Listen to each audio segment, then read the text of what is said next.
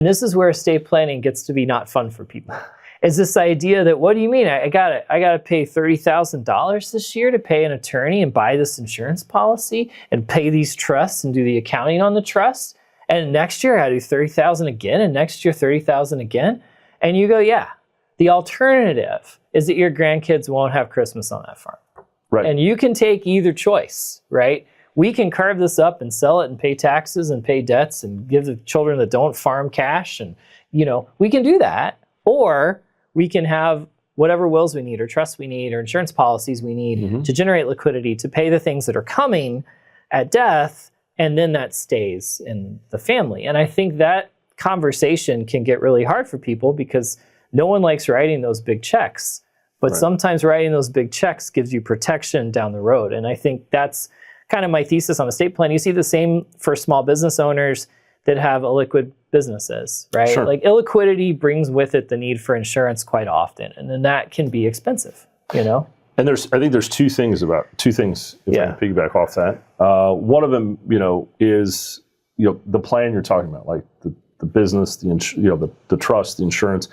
I'd even say, the incorporation of a business. Incorporation costs too, yeah. Yeah, but put the farm in a business, right? And what that looks like, and how do we run it that way? But I think I would include that in the cost structure. Okay, sure. Right? That's going to be one of the things you're writing. Right, but I'm just saying, right? One of the things you're writing a check for. But to your point, your salient point is that at some point, do you? And maybe you don't want kids. You don't care if great-great-grandchild has Christmas on the farm anymore because you're like, whatever.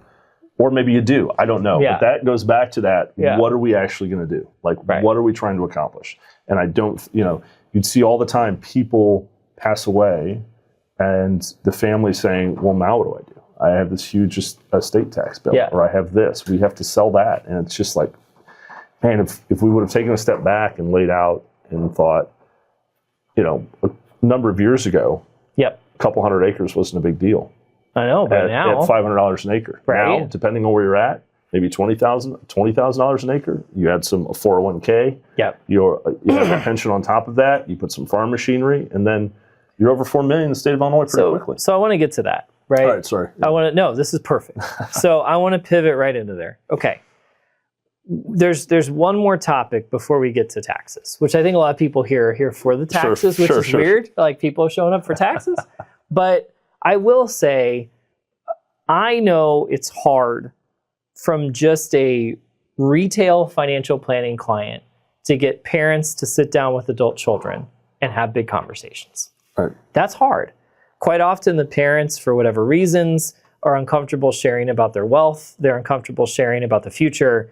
They don't even know where they want to go, right? So we can get the parents in the conversation, and then we wind up with kids in the conversation. And those conversations can be hard, but yet they're really critical in making things work, down the road. How do you get the farm family to the table? It's a great question, and a question that's why it's the question, right? It is the question we struggle with. And I think there's a couple things, right? There is older generations don't want to give up control.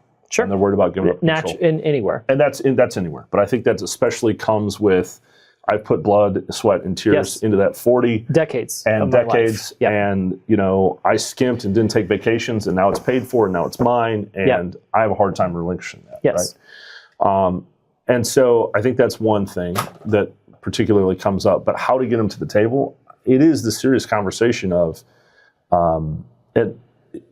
if you don't, here's what happens. And I had that with my own family. I had that with my own father. My father was like, we don't need to do that. We don't need to. I said, Dad, look, here's the deal. If we don't, here is the best of the worst case scenario. Okay. And then he heard that. And I'm a practicing lawyer. I'm like, Dad, we got to sit down. We got to do this. And he's like, we're okay. No, we don't need to worry about that. And I said, hold on.